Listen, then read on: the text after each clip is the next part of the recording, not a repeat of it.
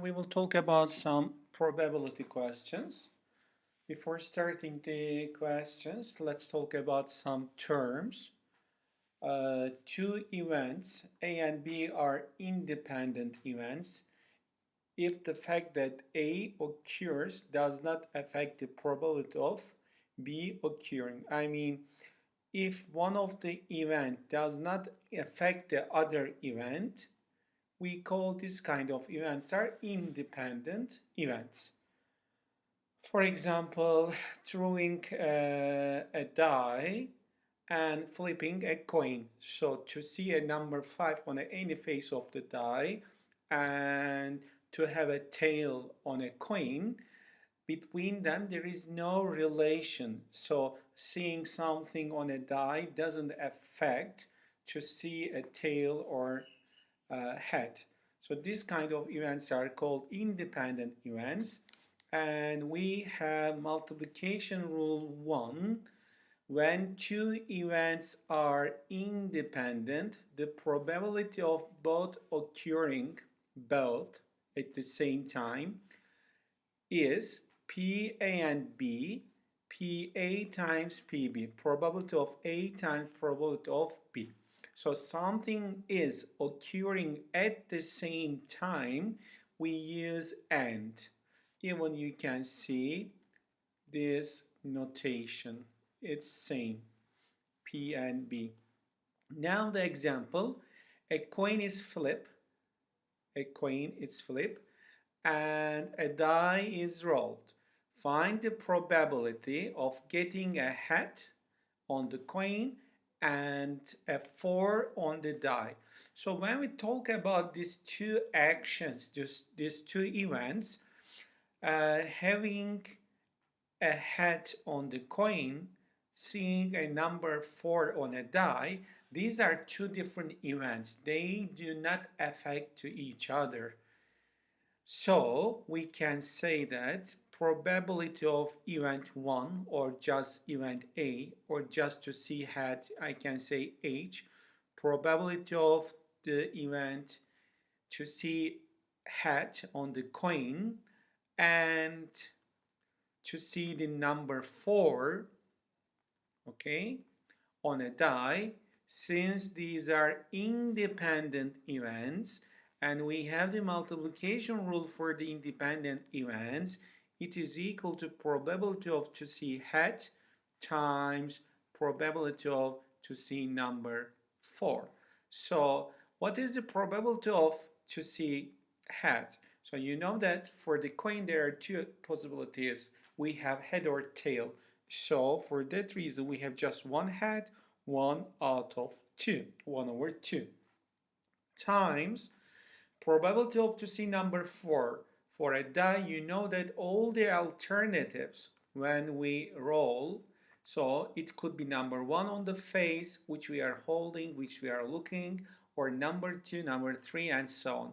So to see the number 4, how many number 4 we have? We have just one number 4. So 1 over, what about the sample space? What about all the outcomes for this given event? I mean, when you roll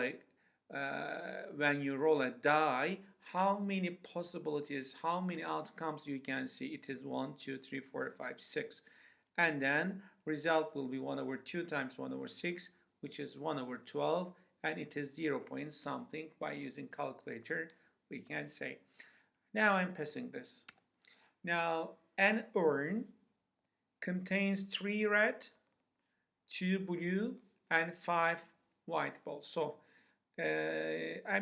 I always take a note not to forget the things. So red is 3, and blue is 2, and white is 5.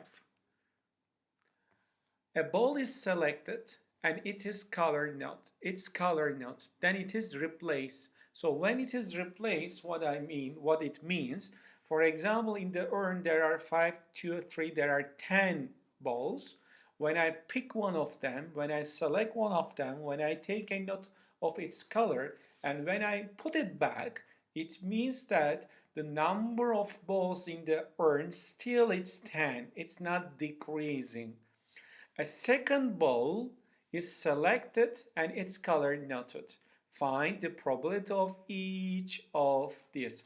So, before starting the question solution, so how many actions we have? We have two actions. The first action is to select and putting it back, and second action is to select it again, to select and put it back. So it says that selecting two blue balls. So how many blue balls I have? I have two blue balls I have, which is 2 over 10 times, since these two events are independent events, since I am putting it back, so number of balls not decreasing or increasing, and to select the second blue ball, it is still 2 over 10, which will be 4 over 100, or just if you simplify 1 over 5 and 1 over 5, you can say that even like this 1 over 25, and it is clear that it's 40%. So how can I formalize this? So I can write even probability of to see blue and blue. Since these are independent events, probability of blue times probability of blue. So to see the probability of to see the blue is 2 over 10, and then I am putting it back. So still I have two blues. Still I have 10 balls in the urn. So the second probability is 2 over 10, so result is 125. Part B, selecting one blue and one white. So I can say that one blue and one white. So first of all, these events are independent events or not? Of course, these are independent events.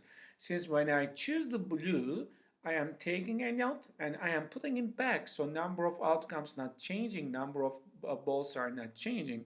So since these are independent event, P blue times P white.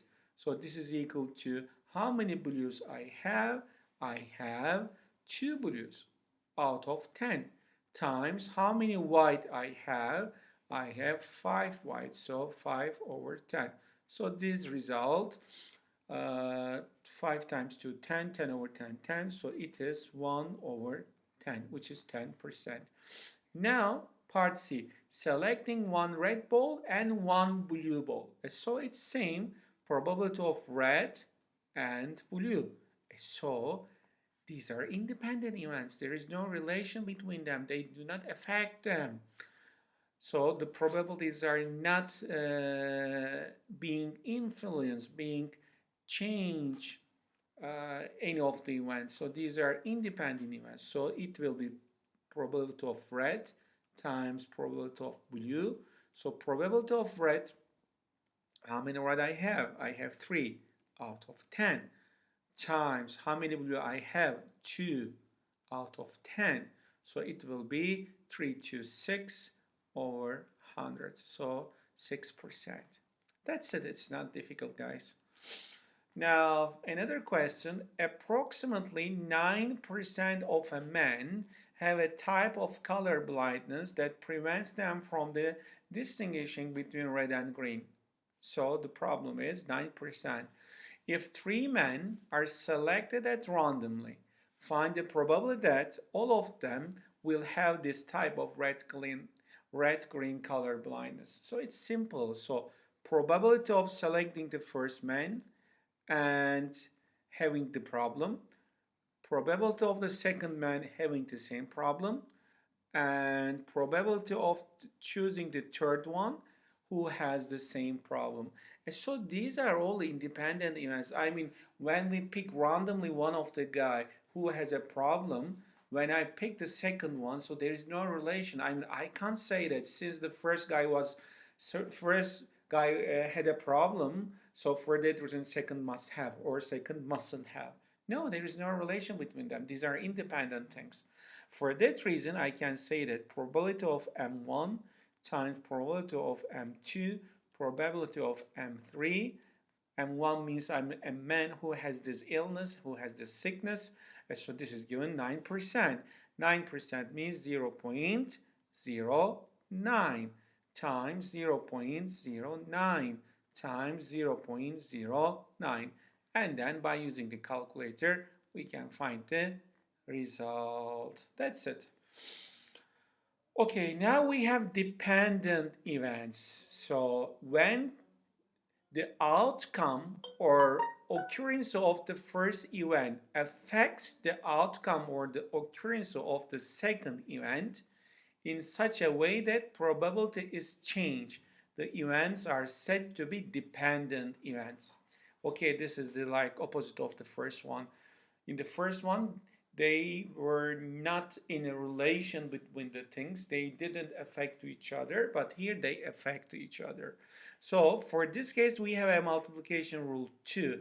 It says that when two events are dependent, which they affect each other, the probability of both occurring is PA and B. Do not forget, always we can use this notation also for and. PA times PB is given A. What is the meaning of this? Probability of A times probability of B that A is occurred or A is affecting B. Now, at the University Western Pennsylvania, there were 5 burglaries reported in 2013 and 16 in 2004 and 32 2005. If a researcher wishes to select a random 2 burglaries to the further investigate, find the probability that both will have occurred in 2004. Be careful now. So we are selecting randomly 2 guys and we want them, these 2 guys are in 2004. Now, what can I say? So probability of the first one and second one is equal to probability of the first one, which is reported in 2004, times probability of the second one, which is also reported in 2004. So be careful here now. Since in 2004 one of them reported, so just left 4 of them. Let's check it, how many we have in 2004. In 2004, 16. I mean, when I have reported one of them, there are 16 different alternatives. One of them I can randomly choose out of 16. But when I choose, and when I choose the second random guy, again from 2004, so one of them already chosen before. That means left only 15 in my hand. So the probability of occurring B2 is depending directly occurring of B1. Okay, so what will be answer? In 2004, since there are 16, 16 out of what? Out of how many? Out of 5 plus 16 plus 32. So let me calculate it here, sample space. And we know what is the sample space means. 5, all the cases, I mean 5 plus 16 plus 32, so it will be 16 and 5 will be 21, so 51, 53, right? It will be 53. Just to check it, 5, 6, 11, 2, 13, we have 1, 4, and yes, that's correct. Now, my dear students, be careful right now. Since one of them now have been chosen, so from the 16 guys, one of them eliminated. So how many guys we have from 2004? 15. So it will be 15 over 53. And then result comes out when you use calculator. Okay, so when we choose the first guy, what happened? This 16 decreased by 1. So it's decreased by 1. And then there is something also, my dear students. I put it here 53, but be careful. Since one of them already chosen, so how many alternative I have? I have 52. I don't have 53. Okay, since imagine there are 1, 2, 3, 4, 5, 6, 7, 8, 9, 10, 11, 12, 13, 14, 15, 16, and blah blah blah blah till 53. Okay, this is the 53. But now when I choose one of them, here left 15, and totally it was 53 and left 52. So now this 15 out of 52 I have to say. So result will be 16 times 15 divided by 53 times 52, and then calculation. Good. Now, if we generalize this issue, the probability that the second event B occurs given that the first event A has occurred can be found by dividing the probabilities that both events occur by the probability that the first event has occurred, the formula. Okay, forget about it. What's that? Just let me tell you something. Think about this is a timeline.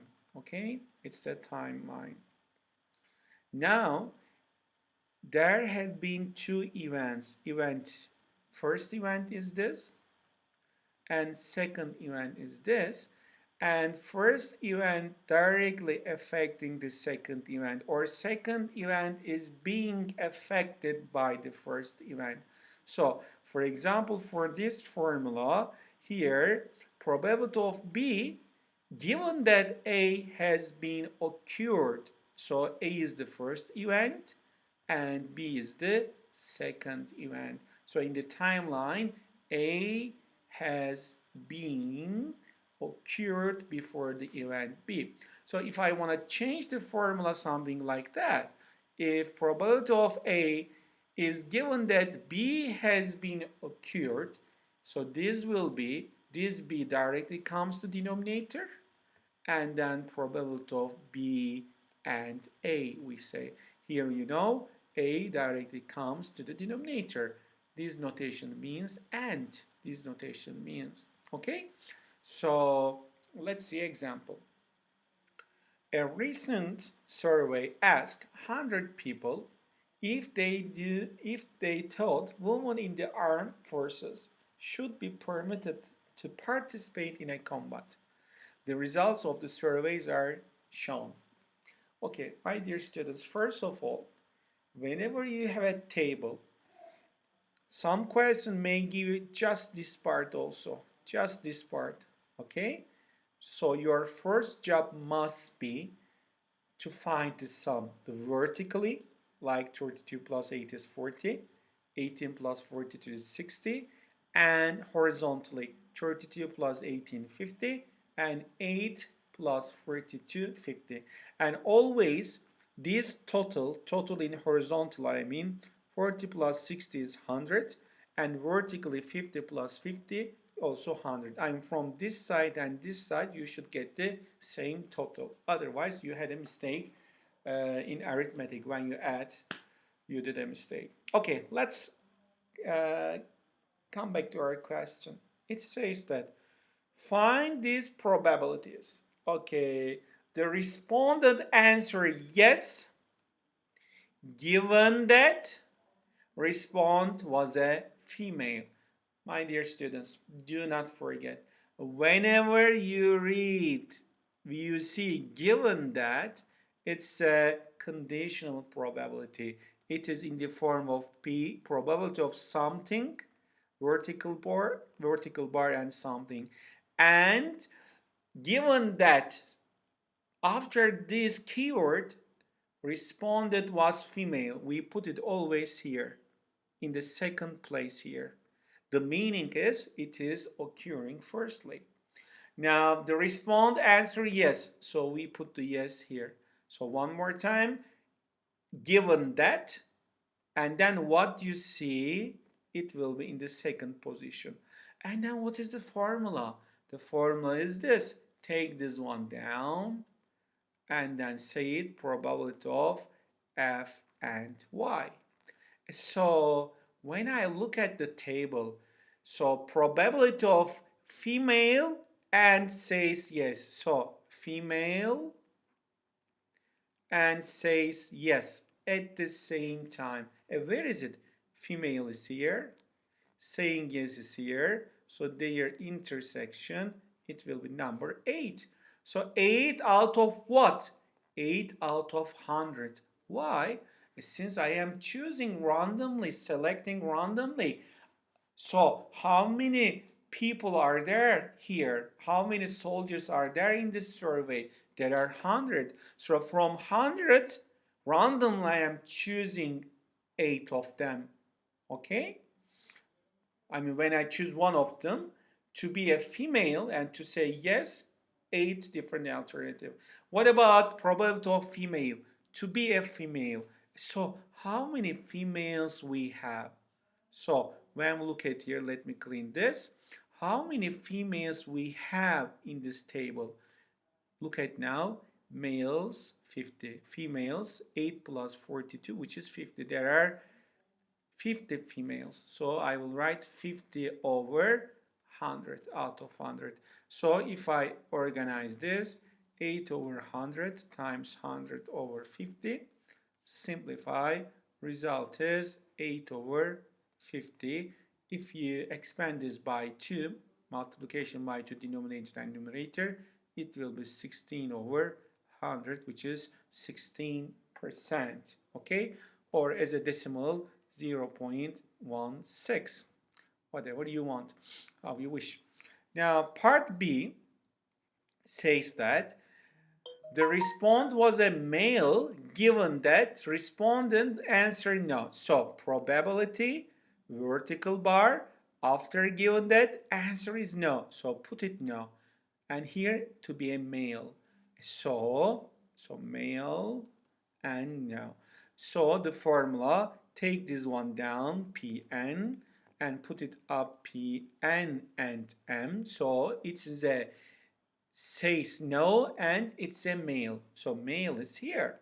Says no here. So where is the intersection? Here, 18. So it will be 18 divided by 100. And probability of to say no. So how many no we have? Look at the vertically. How many no we have? 18 plus 42, which is 60. So 60 divided by 100. If we arrange this, 18 over 100 times 100 over 60, which will be 18 over 60. Use the calculator, or if you simplify by 6 by 610, so it will be 3 over 10, which is 30%, right? If you multiply by 10 denominator and numerator, 30 over 100, so 30%, or 0.30. This is 30%. So we solved the question.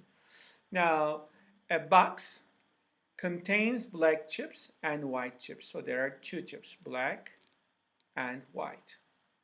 A person selects 2 chips. A person selects 2 chips. So there are 2 actions, 2 chips, without the replacement.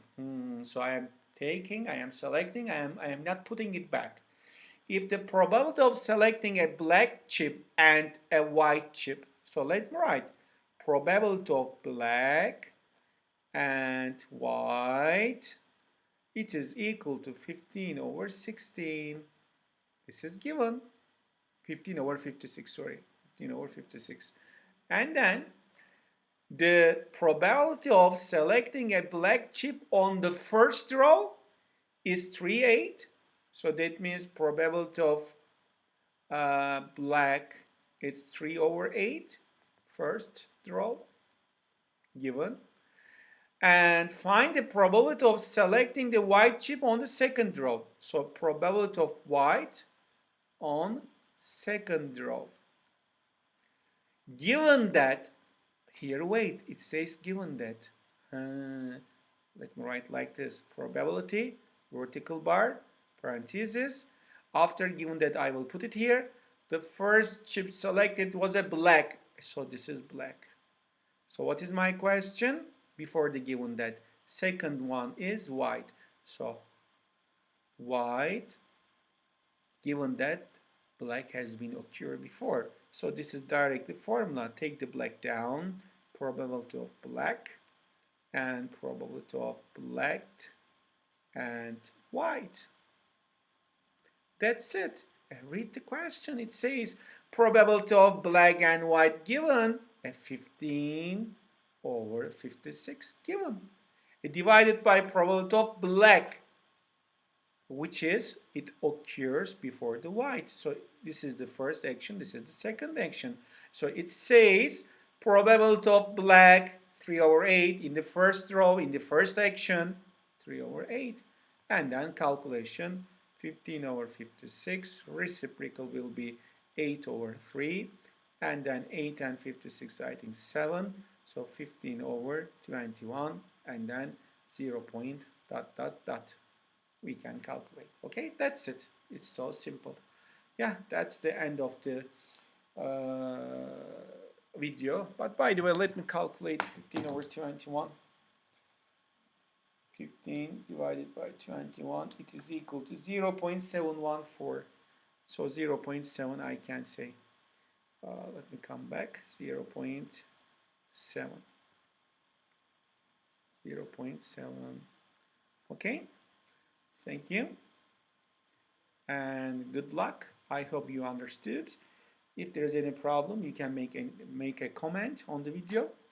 You can subscribe, you can like, blah blah blah. All the best. Bye bye.